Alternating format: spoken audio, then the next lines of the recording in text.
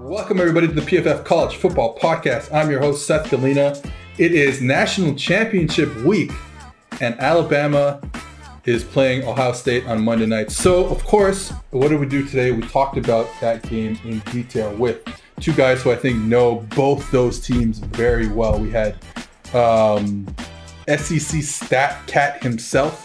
You'll know him from Twitter, Clark. He came on and he's been charting the SEC for 3 full seasons. Before that, he said he's charted just Kentucky. He's a Kentucky fan. We'll talk about that later. So he knows Alabama inside and out. The changes they've made from Mike Locksley's offense to Sarkisian's offense, Tua to Mac Jones, all the shot plays, all the running stuff. Like, the stats are unbelievable. He gets it all in there.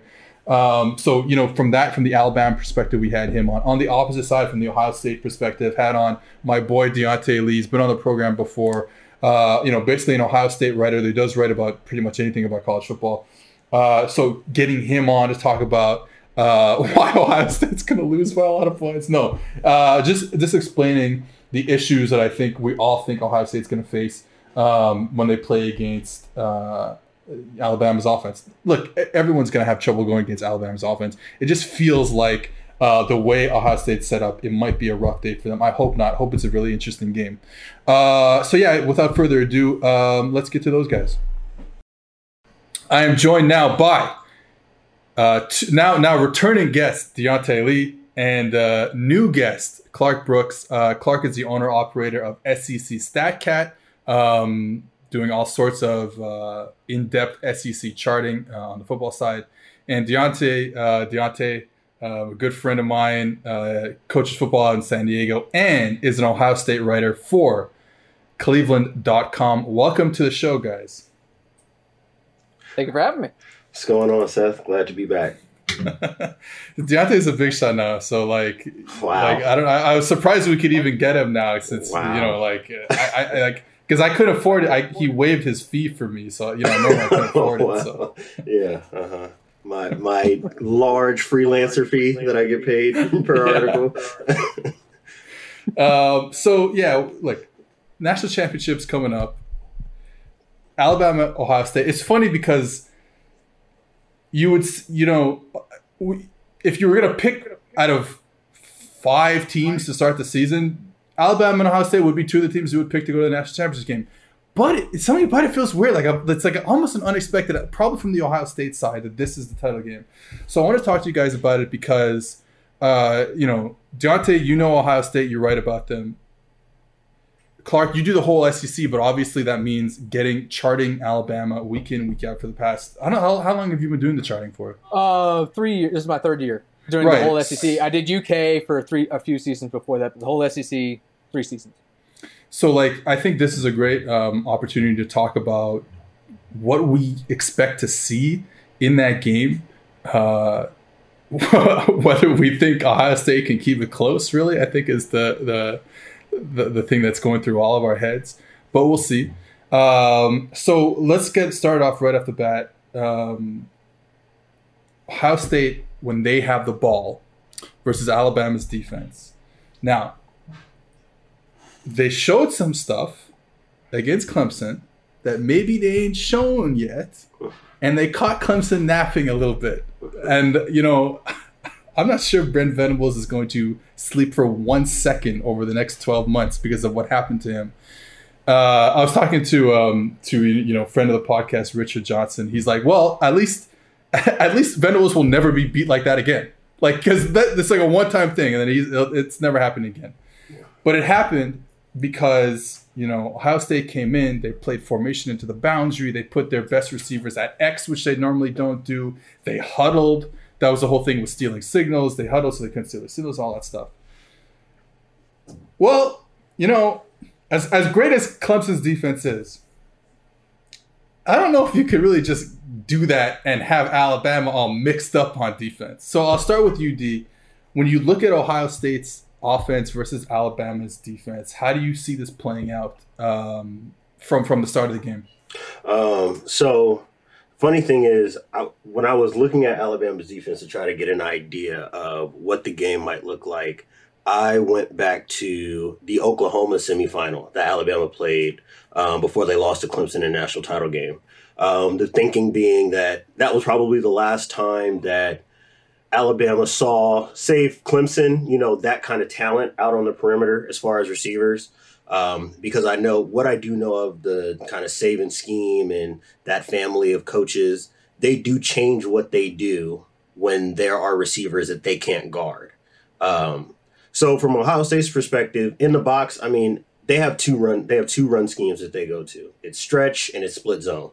That's kind of their bread and butter. They love going into 11 and 12 personnel and using those huge tight ends to create extra gaps.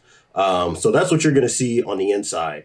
Out on the perimeter is where I think it gets interesting. So the formation and the boundary stuff that everybody's been kind of beaten into the ground as far as Ohio State's offense in the semifinal game against Clemson, I think we'll see a lot of that again because Alabama plays such tight coverage, or they like to play such tight coverage. They like to get double teams on the other team's best receiver and things like that. So I'm thinking that at least early in the game, we'll see a lot of the same things that we saw against Clemson as far as formation in the boundary to throw the ball deep, formation in the boundary to run the ball back to the field and things like that. Just trying to manufacture space because usually when Alabama's playing against offenses like this, they want to play as tight of coverage as possible, and you're going to have to manufacture space to get yards. I said it's interesting you mentioned offense like this because now they've allowed over let's say the past 2-3 years they've had some games where the defense hasn't been Alabama-like. Mm-hmm.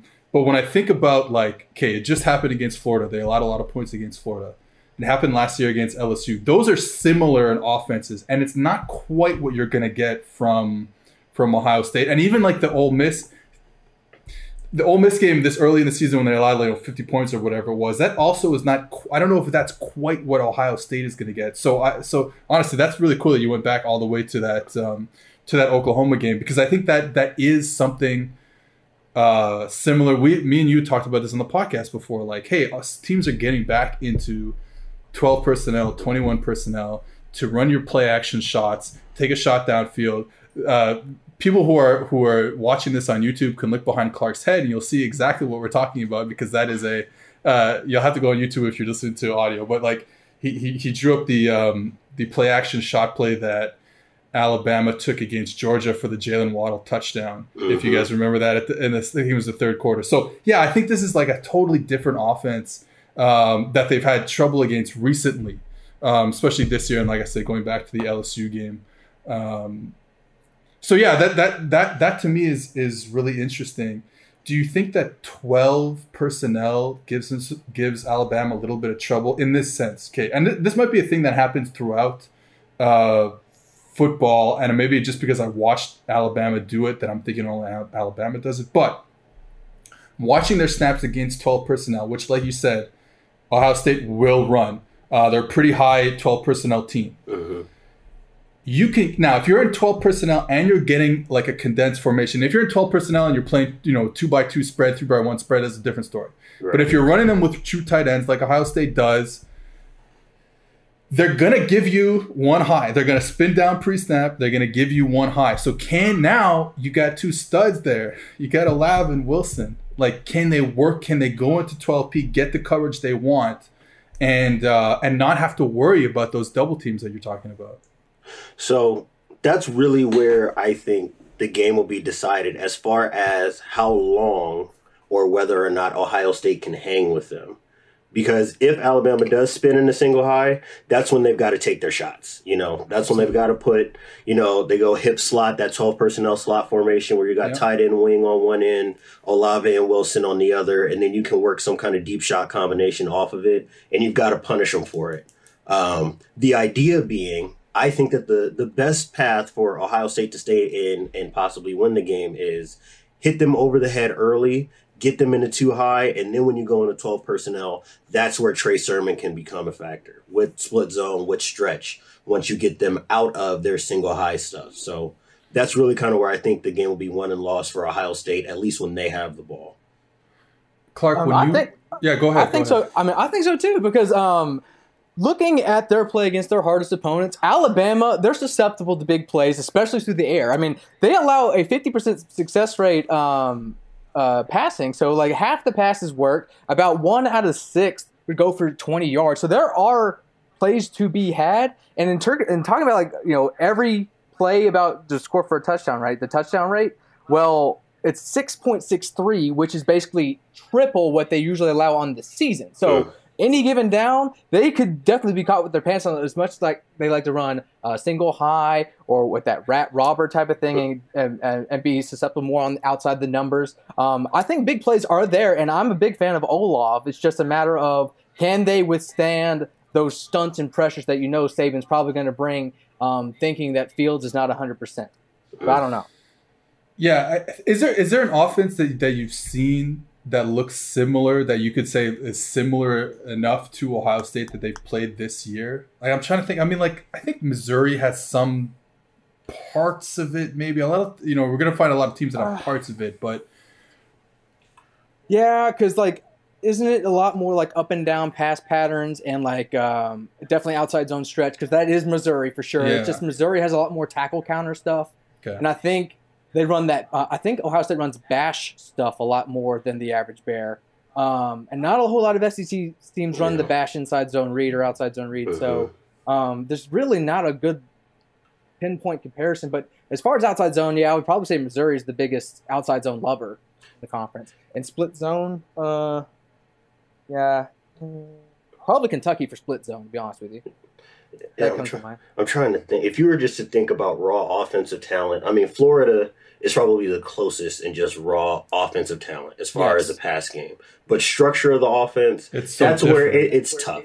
It's tough. You basically be trying to say if you could somehow take Florida's talent and the way that they were efficient passing the ball and then drop it onto Georgia's offensive scheme, where they want to play heavier personnel. You know, they want to go split zone. They want to hit you a downhill run for play action game. So when Georgia really kind of got hot for that like 3 to 4 week stretch to end the season, that structurally is probably the closest. But again, it's so hard to find reference points for these teams that are uber talented offensively. You know, a lot of teams may have the receivers, but not the quarterback, but not the receivers, both, but not the offensive line. Which is, you know, you do really have to look very specifically for teams that have this caliber of athlete because it does change the way that Alabama plays. So, you know, I was rewatching the Ole Miss game, you know, Alabama's defense versus Ole Miss. And first of all, I forgot how fun that game was. But, dude, the amount of stuff that Kiffin threw at that team, like, is there, I guess what I'm getting at is like, is Ohio State going to say, look at that game and say, man, what if we ran orbit every play? What if we came in a different formation every damn play? What if we did this? What if we did that? Like, do we think there's a chance that they look at that Ole Miss game and say, hey, you know, with tempo, with formations, like we can catch them a few times, kind of in a different way, but kind of like we caught Clemson. Do we see that happening at all? I think they could do the quarterback play action game. They can get something with that. Like, I know they had like, you know, that stab little thing. Like back in the day, Tebow used to do it a lot. But like using Ruckert and their tight ends with a little wide pop, I do not see why that cannot be at least explored. You know, like in the second quarter or something. I think there's something to be there because like Saban's going to be the aggressor. You just got to be ready to absorb that and take advantage of that. And of course, with the orbit motions and a lot of the stuff that Kiffin threw at them, I think there is a lot of precedent if Ohio State wants to explore that. I absolutely think there's some opportunity there. I would, as much as I would love to say that they might, that has just never been Ryan Day's MO. It hasn't? He's a very like simple answers to simple questions. If you want to play, we'll get to that on defense. Yeah, if you want to play man, he wants to run shallow crosses, you know, and things like that. He wants to hit the back out of the backfield, or if you give him one-on-one out on the perimeter, that's where you see the Garrett Wilson, Chris Olave deep shots, you know, up the sideline. Yeah. If you show him too high, they're going to run the ball inside. So he is very much a kind of straightforward, I'm playing the numbers game. Wherever you show me my advantages, that's what I'll take. So to me, I think what's really interesting for Ohio State, as far as something that's like unconventional, the tight ends weren't a really big part of the passing game up until the Clemson game. So I would think if there is something for Ohio State to find that's easy offense for them, it would be with the tight ends. Notre Dame had some space to complete passes to tight ends. I think the bigger issue is that they just don't have the talent outside to get the safeties out of the way. The windows just aren't there. And obviously Ian Book is not the kind of quarterback Justin Fields is when it comes to throwing into tight windows. So he doesn't want to throw at all. So there you go. At all. So that's all I see. As you've been watching Alabama's defense, Clark, it came out recently that Dylan Moses said that basically he was like playing, basically half in a coffin this whole year, like couldn't move, didn't want to play football. That's been one of the biggest. Now they've gotten better throughout the year, but can you see a team attacking those two? Like Diante said, with the two tight ends. Yes, they weren't used often. In fact, no one on that house that was used besides Olave and Wilson. But like, can we see Ohio State work those two tight ends? They're good players. It's not like they're not good players. They're very good players. Yeah. But do you think Alabama could be susceptible? That's not even a word. In the middle part of the field. Vulnerable. Yes, I think they're vulnerable towards the middle of the field.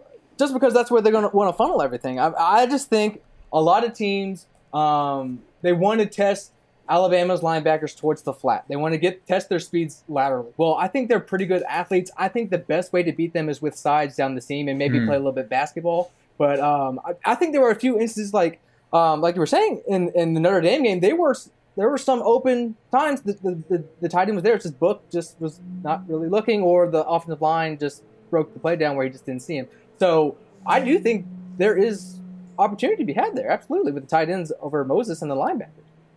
But it's just, I don't know, again, you can speak more to this, if it's more, if the tight ends are more working to the flat, or if they are more vertical up and down receivers. Because like I know, don't they do a lot of just max pro kind of, I wouldn't say Hoss, but it's like deep comeback, curl type of stuff? Absolutely. And I think that's a big reason why you don't see them with a lot of tight end production, at least for the past couple of years since Ryan Day's taken over. To me, at least, my read on his offense is his thought process is, as long as I have the talent at receivers, it just makes more sense to give my quarterback the time and give my receivers the time to get down the field.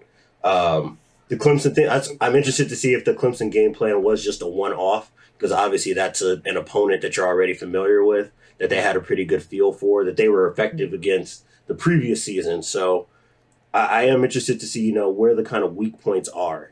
Moses is one of those guys that, almost for his entire career at Alabama, people have said if there is some place to attack, it is in the core of the defense with the linebackers. That has been, ever since they've kind of walked away from using those big neck roll guys that they had before and gone to more of the athlete types. It does help in some ways, but these guys aren't the best cover guys. And if there's a way to be had, that would be it.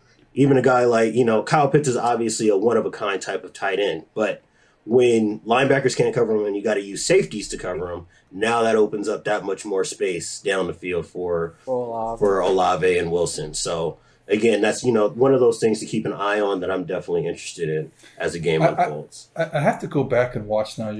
My brain is whirling right now, but because they run a lot of Y cross, right? Well, not necessarily Y cross. I mean, because like you run it with knee, doesn't have to. But that crossing concept. That cross concept. That Chip Kelly ran. The air raid stuff. Anyways, it seems like Fields hasn't hit that crosser as much this year as maybe he did last year. But what's happening is you see in so many, Indiana game, what was the first game they played now? Nebraska game, Clemson game, that safety creeping up on that crossing. They're not even throwing it. That safety's creeping up. All of a sudden, you got that backside post. Yeah. Clemson could not handle that backside post. It was wild. Alabama's got better corners, right, I think, this year. Not that Clemson's corners are bad, but Alabama's definitely got better corners. They could handle it one-on-one on the backside. So that was cross, because the way the crosser, he kind of sat down in the middle, almost there's one like that. I always thought, first glance, that's Mills, but then they had that Y fade on the other side, that's Y cross. That's pretty remarkable wrinkle to invite that safety up and of course over top. I'm a big fan of those types of patterns, attacking the middle field deep and making those safeties out of position, as opposed to playing one-on-one comebacks on the outside, like a lot of their passing game is. Yeah. Well, okay, let's get into Fields for a second. I know none of us here are talent evaluators, but we'll try our best right now. Is Fields better than Trevor Lawrence? No, okay, we're not starting that. I'm not starting that right now. Okay, you know what I am going to say, though? Going to get on my soapbox for a second. We talked this whole season about Fields bad going into the Clemson game. Obviously, the Clemson game throws 100 touchdowns, whatever. But going into the Clemson game, oh my God, Fields, like, look at this. Play like shit against Indiana. Play like shit against Northwestern, blah, blah, blah. Look, all I'm going to say is, for some reason, we forget about all the times that Trevor Lawrence played like shit. Played like shit against Virginia. Played like shit against Georgia Tech last season. It's like, it didn't happen. It didn't happen at all. I still think Lawrence is QB1, but I think we should start remembering some of the times he threw to the linebackers, some of the times he threw to the safety, like we do with Fields. We remember every time Fields did it, but for some reason we forget whenever Trevor Lawrence does that. So, anyways, I just wanted your thoughts. Your thoughts on Fields, where he is, as an NFL prospect. Like, do you like him? Do you not like him? So on and so forth. I love him too. I mean, you know this. I've had plenty of arguments with you and other. Not that I was arguing with you, but you were there for some of the disagreements I've had with other people and their takes on the quarterbacks. But to me, he is solidly the second best quarterback in the class. And just because he's the second best quarterback in the class does not mean that he could not potentially be a franchise level, franchise altering type of quarterback.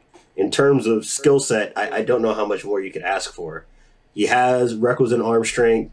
He is brave enough to throw into tight windows when he needs to. He can use his legs both to hurt defenses and to extend plays for his arm. By all accounts, it seems like he's a good leader. He's clearly tough as hell.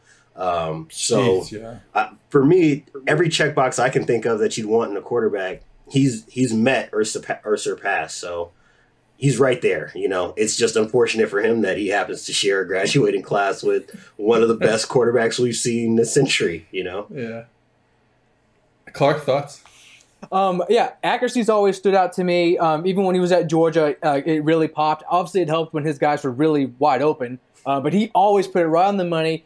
Very poised in the pocket. A lot of people give him crap because it looks like he plays really slow when things start to get a little hectic. But I think that poise will do him well at the next level. He'll probably have a lot better surrounding blockers, so that will probably work itself out. But of course, he's very good throwing the ball on the line. Not a lot of wasted motion in his release, so that's always a good thing to look for the next level. And while testing tight windows, I don't think he throws a whole lot of interceptable passes across the sample. And of course, turnover-worthy throws. You saw what it did to Carson Wentz's career, so you got to kind of avoid that type of thing. Yeah, I'd say you got to avoid throwing to linebackers. And so I will say the one last thing I'll say on it is I've always just found it interesting narrative-wise that people talk so much about Fields seeming like he's always locked on his first read, but when you watch Trevor, it's really not that different.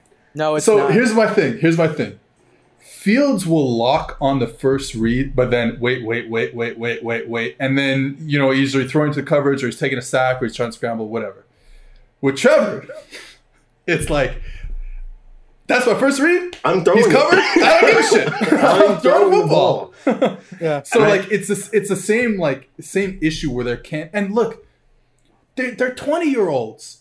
They're going to get stuck on their first read. It's going to happen. If 20-year-olds were getting through their progressions, we'd be living in a very different football world as we know it. So, it does happen. Anyways, go on, dude. I got excited when you said that. No, I mean, part of it is we always underrate the function of the offense, what the goal of the offense is, because all of this is the exact same thing that I heard about Deshaun Watson when he was at Clemson.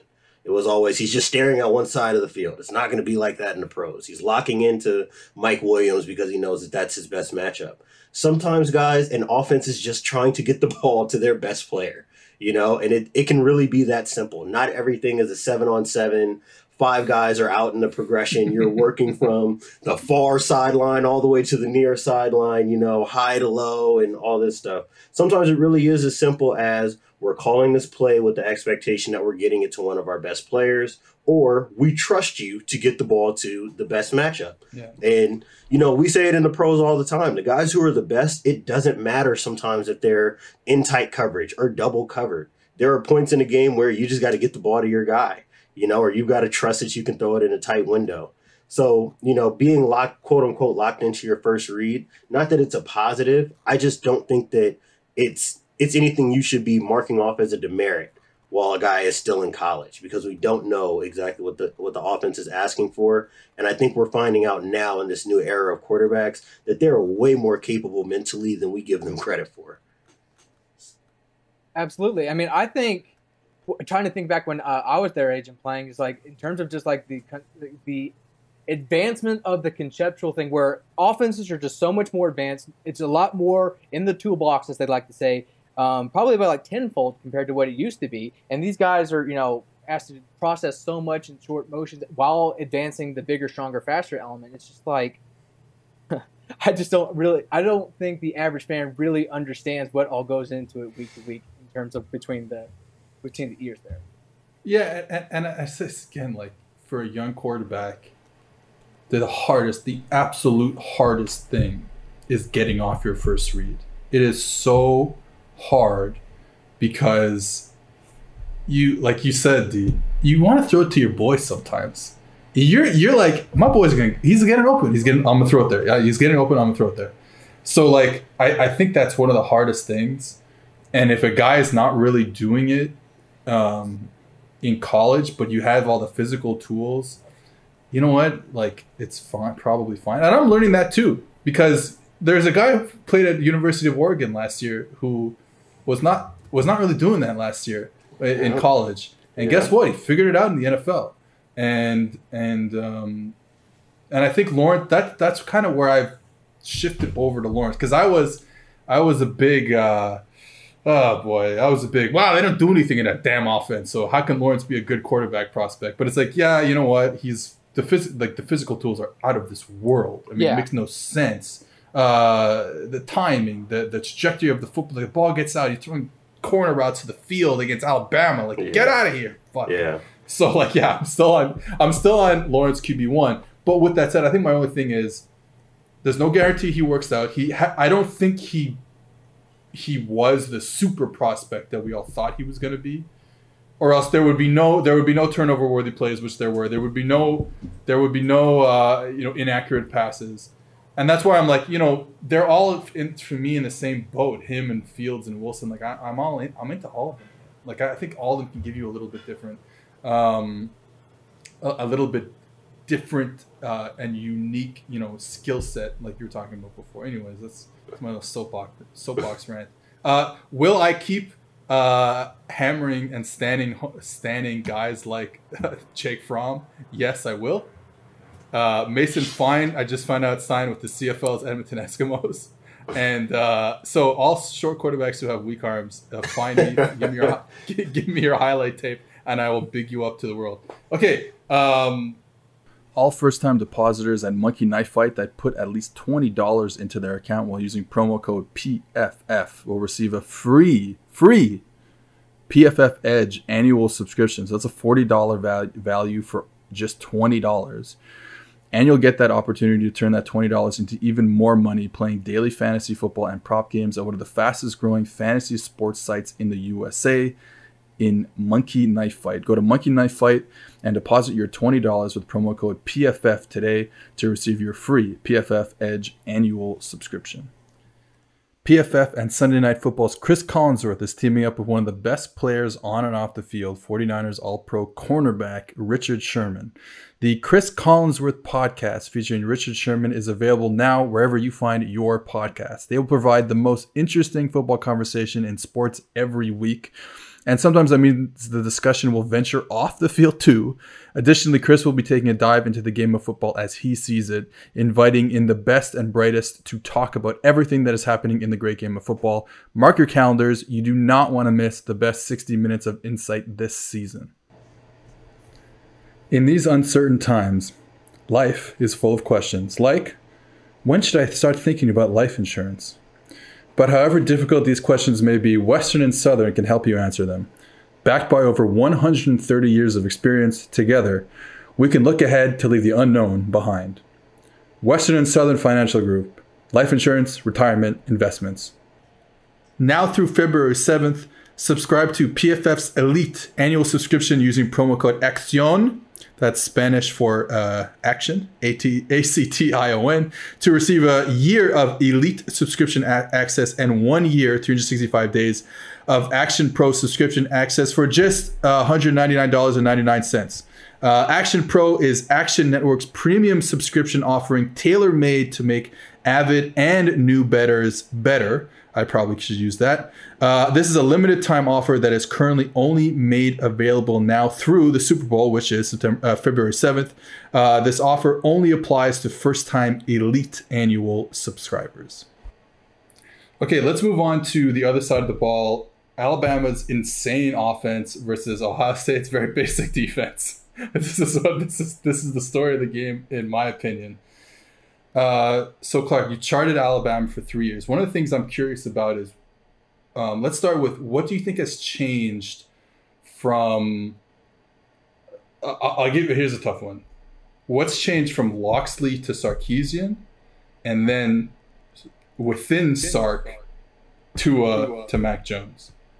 I think the best way to say it, Loxley was not West Coast. I think Sark brought in a lot more lateral, horizontal stuff like cross, a lot more of the RPO stuff, even though Alabama ran RPOs in about 1 out of 5 plays under Loxley his last year. It ticked up to about 28% the first year under Sark. Of course, when you have Tua Tagovailoa, and he was so good at processing pre-snap, and when you have those electric receivers like Lance Post, of course, can just be taken to the house. So in terms of the run game, it's always been kind of power run based. I think they did run a little bit more zone, though, under Loxley, but definitely over the last 2 years, looking at duo and counter, of course, they also run outside zone. But in terms of like those getting play shares, those have seen a lot more increases. And while doing that, they've also differentiated across the different types of concepts, as opposed to just running maybe 1 or 2 run plays and really honing in on it. Well, they're giving 7 run concepts over 2.5% play share in meaningful minutes. So not only are they tying the run and the pass well together, they're keeping it unpredictable on exactly what they're trying to run. Of course, they have their base stuff, but I think Sark has brought this element of balanced unpredictability. And of course, when you bring in the motion stuff, that's a whole other discussion. And then Sark, is there like something to going to Mac Jones this year? Have they changed it a little bit? Yeah, this is the thing that I noticed last year when they made the switch. They did a lot more pistol stuff. They did a lot less stuff out of the gun. They wanted to use a lot more of that deception element, play action element. Of course, Tua used a fair amount of play action, but I think Mac Jones, I know he does this year. Yeah, but, he does. I think it was even higher last year in his extended snaps. It was like 38% or something on play action. And then when you include RPO meshes, over half of his snaps use some type of action. So that element was absolutely not as prominent with Tua in there for whatever reason. So this year, of course, that's kind of carried over, and they've just really expanded their toolbox, for lack of better words. Yeah, I wonder if just like they felt like Tua could just drop back and process at a little higher clip than Mac Jones. Too. Now, with that said, and let's talk about it right now. I'll go to you, D, first. I think we both like Mac Jones. I think he's done a hell of a job there. He's been very accurate. He knows where to go with the football. I guess my question is like, what have you seen out of him? What have you liked out of him? Is he an NFL prospect, or is he more in that like very good Kyle Trask college quarterback, but not quite an NFL prospect? I think he's an excellent college quarterback. Very efficient, doesn't turn the ball over, knows where to go with the football. He does not leave his box. So by that I mean like he knows exactly what his capabilities are. He knows who his best guys are, and that's where he's sending the ball. You're not going to see him make, any kind of cavalier decision where he tries to break out of the pocket, reverse field, and throw back across his chest or throw late over the middle. I talked to you about this on the last podcast about how these colleges are becoming so good at creating these like quarterbacking robots, where it's very clear, I'm running this play, I know I'm looking here, and part of that is because defenses are trending more predictable now, based on what offenses are doing, and offenses are becoming so sophisticated in knowing exactly where to send the ball. So, to me, this year, this Alabama offense is like the perfect manifestation of that. They run the ball very well, and when they pass the ball, it seems like there's always somebody wide butt naked open because of that. They seem to make no mistakes at their play calling, but I do think it's just Mac Jones obviously benefits from it, but there's this kind of like symbiotic relationship between what these college coaches are doing scheme-wise and the level of quarterback play. Clark, your Absolutely. thoughts on Absolutely agree. Like, in structure, early downs, when things are going right, this guy's phenomenal. And when things kind of go off sideways, he's kind of average. So, yeah, I think he's a phenomenal college quarterback, but I have a lot of concerns on how it translates to the next level. His best trait is probably targeting the intermediate area of the field. He still throws a lot of stuff behind the line of scrimmage, still very reliant on yak stuff, so it's really tough to gauge him there. But in terms of like what he projects to the next level, I guess accuracy and keeping the ball out of harm's way is his best traits. I'm not wowed with his footwork. His top end arm strength still leaves a little bit to be desired at the next level. I would say he would probably be a day 3 quarterback selection for me, but you know how quarterbacks kind of go a little bit higher these days based on who likes them. But that's just my take on him. But yeah, very great in structure. He's helped out a lot, executes the scheme basically to perfection. But of course, I don't know if you flipped him and Kyle Trask, what the results would be on Jones's side as opposed to Trask's side when he's helped with a lot more of schematic edge in terms of a balanced run scheme. Of course, because Dan Mullen did very, very well job helping them through the air. It's just the run game wasn't quite there. Okay. Is Alabama going to score 30, 40, or 50 points against Ohio State's defense? 50. I say 40, 41 points. 41. What? All right. They have some drives. Like, it comes to mind the 4-minute drill before half against Notre Dame, where they really do throttle down, and sometimes that's when they throttle down, that's when the mistakes happen, when they're trying to be a little bit more methodical as opposed to just being the aggressor and going out dukes blazing. Those are the drives that usually end up being wasted for them. So I think there's going to be about 3 or 4 of those, but I could be wrong. The base against all the razzmatazz, it doesn't look good on paper, but sometimes base wins, and that's why teams run it, because it's simple and it's just go out and execute. Let's beat them, but sometimes that works. This is gonna be my question to you, D. It's like they're gonna I don't know. I can't see them getting too far away from what they do. They've run like 8 cover 2 snaps this year. I looked this up. It is 8? Absolutely wild when you take away like passing situations. So I took away the fourth quarter, because most of the games are blowouts anyways. Yep. And you take away third down, and you take away last 2 minutes of a half, or any type of no-huddle drive. 89% is cover 1 or cover 3. Like, that's it. That's it. Like I said, 8 covers, 2 snaps, whatever. So my question is, with this team, with these players that they're putting out there, and now a lot of them are 4 and 5 stars, can they just execute this cover 1, cover 3, already rotated defense? And what I mean by already rotated is they're not going to play with 2. They did this against Clemson, but normally they're not going to play with 2 high safeties. They're going to come out. They're going to show you 1 high safety in the middle of the field, like the old Seahawks defense, and they're gonna play it. And you know what they're in. They know what you're in, and it's all good. Do they have the players this year to execute against a top team like Alabama? If they still had number 2, I'd say maybe. Without number 2, I don't think so. That's why my call is that a 50 burger is getting hung on Monday. I just don't. Now, when I say that, that does not mean that Ohio State does not have an opportunity to win, because based on everything I've seen, as far as Ohio State's caliber of offense and how well those offenses have fared against Alabama's defense, the opportunity will be there. But 100%. I mean, you can cut it any way you like. And I have spent all week trying to do this. I've looked at all the film I can. I just don't see how they can guard Alabama. I don't see it.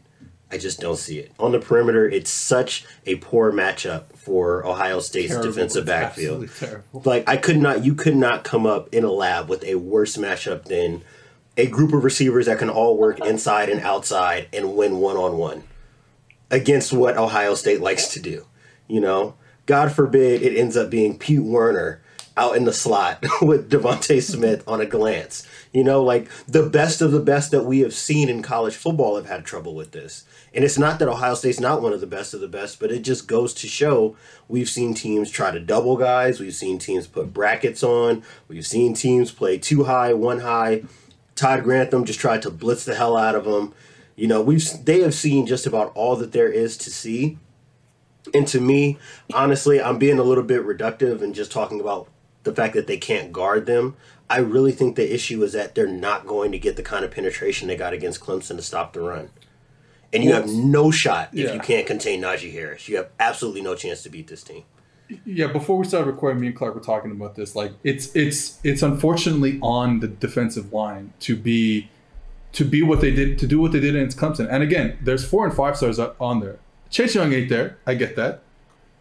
There are players there that could create some havoc, I think, and kind of do that. So Clark, you were mentioning before that Alabama does have a little more trouble in 2 high, I believe you were saying. Yeah, or like if I was honest, I would do everything I could to invite the run. But the thing is, you usually do that with 2 high, and as long as you're single high, they're going to look towards the perimeter, look to pass deep. But against their hardest opponents, their run efficiency really does take a dip.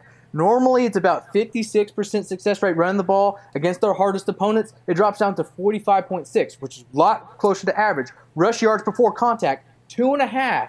It drops by about a half a yard. Najee Harris, of course, and Brian Robinson, really good after contact. No team averaged more yards after contact this season in the SEC than a 3.12 clip from Alabama. But that drops again by a half a yard against their hardest opponent. So if you put the two together, that's about a half a yard. That's a whole yard less than they are in average against their best opponents. And when you look at the passing, well, it actually gets better because it's a lot more aggressive. It's a lot more we're going to prove we're better than you type of mentality with their vertical pass pattern. So, and speaking towards that matchup, that is just not going to work out in Ohio State's favor. So, I mean, they got to do everything they can to invite the run because their touchdown rate and like when the margin is between 17 points, it's almost 9%. 1 out of 11 plays is a touchdown in that margin, which is insane to think about, and that's mostly because of the passing game being crazy. My 2 suggestions for Ohio State, and they're not going to do this. Yeah, but let me know if I'm wrong here, D. A, you can't play base against them. Like I know 5 is not a bad player. Like they're all 4. Again, I say this again. They're all good players. They're all like top recruits. Yes. But you cannot live in this because like they will play base personnel, which means having a Sam linebacker on the field instead of a nickel. 80% of their snaps against 11 personnel throughout the whole season. And that's including these passing situations that I haven't taken out. That's including fourth quarter, like they did against, at the end against Clemson. They put like 10 snaps in nickel at the end of the game, which doesn't really count because they were going to throw the ball anyways. Right. So like they're based. They're putting their Sam linebacker on the field. Yep. So my first thing, let's start there. Are they going to play more nickel? Oof. I don't know if you can when Alabama's in 12 personnel. Yeah, that's it's just tough, like that's tough. It's a great thing to say in theory, but the truth of the matter is that their best 11 players is in their base personnel. So, yep. I did write a preview for Cleveland.com. It's behind a paywall, so if anybody wants to read it, I'm trying to work on seeing if I can get that to you guys, so bear with me. But one of the things I touched on when I finished it was you kind of got to dance with the girl that brought you. Them playing base defense got them to the playoff last year. They were 1 snap away from playing in a national title, and they're here now doing the same thing. So I don't mean to sound, as dismissive about what they do defensively as I'm sure I come across. It's just a matter of what they do versus what Alabama does. It's just so difficult. You are really trying to thread a needle with what they do. And if you go back and watch the Clemson game, and it's important to watch it, like, don't just watch the highlights, just watch the first half.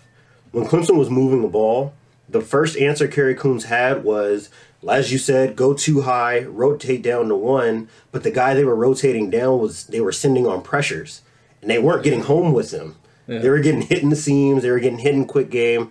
Trevor was kind of cutting that up a little bit. I have no reason to believe if they went back to those pressures that the same thing wouldn't happen against Alabama.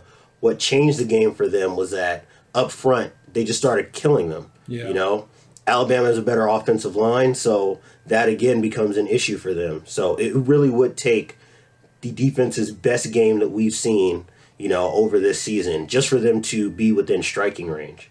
It's possible, but you're really asking a lot.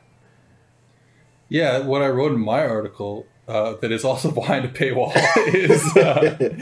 is you know, like, as I said, okay, yeah, you play nickel, but like if you've only they've played 100 snaps of nickel this whole year, you know, over 7 games. That's 7 games now. Mm-hmm. And again, most of these are in like very obvious passes. Yep. Like third and one. Like you are what you are, man. Like, you can't just go into it and say, hey, now this is our defense for this game. Yeah, I think it's crazy. I think it's tough. It's tough. It might be rough. I don't want it to be rough. I don't either. I don't either. Because your issue is, like Clark said, what is Alabama going to do when they spin to 1 high or they play 1 high? They're going to test you vertically on the outside. Well, you said 2 isn't there. Well, Jeff Okudah and Damon Arnett aren't there either, and Jordan Fuller's not there either. Like, that's tough, man. Yeah. That's so tough. And Wade, like Sean, I was just gonna say, Sean Wade is a guy that I really liked last year. Yeah, I pumped him through the offseason. I thought he was going to have a great year, but man, the tape is just not very friendly when it comes to how he guards number 1 receivers. It's just not. You know, that's just one of the facts of the matter. Norman Powell will go on to be a decent NFL receiver, in my opinion, because he's got the size and the hands for it, but that's not Devontae Smith. And, you know, heaven forbid Jalen Waddle gets cleared to play. What do you do? What do you do? It's asking a lot of these guys. And then the other element, if Billingsley gets some snap control personnel, that's the completely other thing that I'm sure Ohio State will not be prepared for. Yeah. That's a lot. It's a lot to handle. Yeah. I mean, Kentucky found out on the very first snap what he was all about. All it took was a little orbit motion, scissor concept, and there you go, explosive gain right off the bat. And they were a team that really tried to keep everything in front of them, and really couldn't. But yeah, I mean, we're talking about, like, Kentucky's a good example of a completely different defensive structure. That's kind of what you need to do, but again, that's not Ohio State. No, they're not going to. They're not coming in with a 3 high safety defense all of a sudden. Exactly. So I'll try to play out the game theory of how this could go and Ohio State can win. Their best way forward is it would be funny if your mic cut off right there. Oh, I know. This is how Ohio State's gonna win. The best shot that they have at it is they somehow hold Najee Harris to like 2 yards per carry. That's the best bet. Try to get some 3rd and 6s and 3rd and 7s, and at least then you are controlling the depth of the throws that you're getting, and you know exactly what you're going to see. So from a scheme standpoint, that's your best bet. You play cover 3, you play your ass off against the run again, the same way they did against Clemson, and at least you get these obvious passing situations, and maybe you can survive. You know, Mac Jones, for all that he is as a great college quarterback, 3rd and long is not really his bag. You know, that's not his best. You know, you're not getting the best of him. Against his hardest opponents, he's only converting about 1/3 of his 3rd down. So on average, normally it's like, near the top of the conference, 54%. But against his best, it's near, 1/3. Way worse. And, you know, getting him off schedule behind the chains is basically the only bet. And that absolutely has to start with getting early contact on Najee Harris. As good as he is after contact, he's obviously going to be a lot more dangerous if you hit him 3 yards downfield as opposed to at the line of scrimmage. So the earlier you can hit him, the better. It's just at a base where you're a little bit more sagging. I don't know if they can rally downfield and then leave themselves more susceptible to play action doing so. Yeah. Okay, so let me ask you, Seth, what's the magic number score-wise for Ohio State to be in the game? Alabama has to score this much or less for Ohio State to feel like they've got a shot. 30. I was gonna say 28. Yeah. 28. Yeah, I think that's man. I think they got to hold them to 28, 30, and they got to score 31. Like, or more obviously, but like that to me, because do you see anything less than 4 touchdowns on the board from Alabama? Every time they touch the ball, they score. Yeah, so it's like that's the problem. To me, the minimum is 28 points, like Clark said. Like, I don't know if they can. I hope it's. I'm not saying I hope I'm wrong. I kind of hope the game is 55-54. For a national championship, that would be incredible. Right. You know what I mean? Like, I would love to see that. But, like, because Ohio State, man, I don't know. They're great on offense. They're great on offense. They're amazing. But they're not like Alabama is like you guys tell me, like, is this is okay, here's a question. Is every season from now on are we going to see the best offense of all time? Like, is this how football is going to work right now? Where we go from, like, Oklahoma Baker stuff to LSU to Alabama now, like, and now, next year, with DJ Clemson, it's going to be the best offense ever. Like, is this what we're watching right now? I mean, as long as the highest levels of talent continue to be concentrated at the same 8 schools, yeah, this is what it's going to be. The best quarterbacks and best receivers and best offensive linemen are all going to the same places now. And if the bright minds are there to use them the correct way and not usually go old school, absolutely, yeah. Ben Solak said this on the pod a few weeks ago. But he's talking about how, like, even when you get lower star recruits going to these schools, you have the resources to develop them. Yep. And I made the point on that podcast to talk about Justin Jefferson is a great example. Okay, now he does have a great bloodline. His 2 older brothers played at LSU. But he was a 3-star or even less. He might have been like a 2-star or something like that. Yeah, I think it was a 2-star, at least when he signed you. Yeah. Dude, they gave him like glasses so that he couldn't see out of one eye, because that was the eye that was not as powerful. So he can catch balls and then gain like gain better, like, gain a better like vision rating out of that eye. Like that's a lot of money invested in one human being, which is like, so now not only are you getting the 4 and 5 stars who are freaks, even the ones you're getting, like the in-state guys who you really like, who aren't 4 and 5 star guys, you can spend time, you can develop them. You talk about Powell from Clemson. Yeah. I think it might have been you who were saying, like, in a chat the other day, like, well, you put him in that weight room for 4 years. Like, that's what now you get a star receiver. Absolutely. The guy comes in is, one of those no-star walk-on or low-star scholarship guys. You redshirt, and then you spend the next 2 to 3 years behind somebody, and then by the time they're ready, they're a monster, just like the 5-star freshmen that get recruited. So that's just kind of where the game is going. I don't know how you slow these offenses down. And here's where the defensive coach comes out of me, especially as long as they allow you to hold on every snap. If you get to work 4 yards down the field and hold everybody freely, on top of the talent advantages that are there. I mean, these quarterbacks are just so good. They're coming out. They're playing 7-on-7 their whole lives. They've thrown the ball so much more going into their first college football game. Okay, I want to end with this question. I'm not going to do picks. I don't really care about picks. I think we went over like the interesting aspects of the game. So we're done with Ohio State, Alabama. But Clark, you are a Kentucky fan. D, unfortunately, you are. D, you're a Ohio State and Clemson. You're a USC fan. Yeah. Let's look into the future. Where is Kentucky in a year from now? Like, you're looking back on their 2021 season. What has Kentucky done? Well, they are changing a whole new offensive styles. They brought in Liam Cohen from the Rams, so it's going to be presumably a lot more of that McVay stuff, under center, outside zone, heavy play action work. Receivers loudly provide easily completions to the flat for quarterbacks, because that has been the one primary area that has always hindered Stoops' UK's teams, is finding production through the air. You don't say. You don't say. I mean, I think they've been bottom 5 or bottom 10 in Power 5 the last 3 seasons, and I think they were the worst Power 5 passing offense this past season.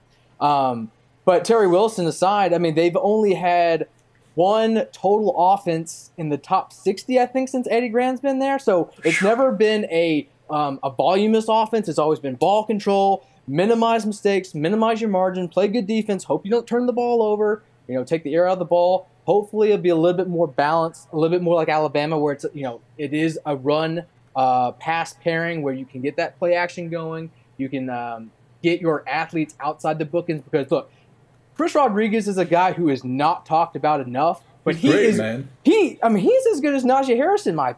He's more efficient. He breaks tackles just as well. He's better after contact both seasons. In terms of the expected points added, they're actually fairly similar, even though obviously Rodriguez's usage is much, much lower. He missed 2 games, including the Alabama game. So you can argue he didn't play against Kentucky's hardest opponents, but he's got to be the focal point moving forward. But at the same time, they have to progress that passing game. In terms of the on-field talent, I think it's probably going to be another mediocre season, probably 5-5, 4-6 or so in the SEC. I'm a little bit concerned on just replacing a lot of that offensive line, even though Kennard is back, and that is massive. Josh Ali being back is good, but there's still no one else to throw the ball to, and that is a major concern. All right, D. USC going to fold the program or what? Man, I hope they did for the sake of my sanity. I think that USC is kind of stuck on the treadmill right now, same as Texas. I think that they will always be a half decent, half interesting, 8.5, 9-win type of team. That's just kind of where they are. That's just really where the Pac-12 is. Even, in Oregon, who most people would say would be the next team up out of the Pac-12, they're kind of in the same boat too. We're returning. Why did I say we? I hate people who say we. I'm so disappointed in myself. You're stuck. You're addicted to it. You can't stop. I know. I'm trying to get off of this narcotic. USC returns a good amount of offensive production.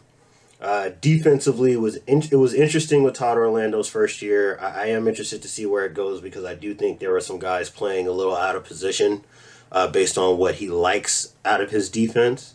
So another year in, get a recruiting class in who maybe fits it a little bit better, and we'll see. But SC is on the treadmill right now until something changes in the program where, some booster shows up and they're willing to drop whatever amount of money it takes to get the coaching staff or the talent in or the facilities in to, turn things around. This is just kind of where SC is at. So you will not see me tweeting about my beloved Trojans very often, unless it's to call for Clay Helton's job.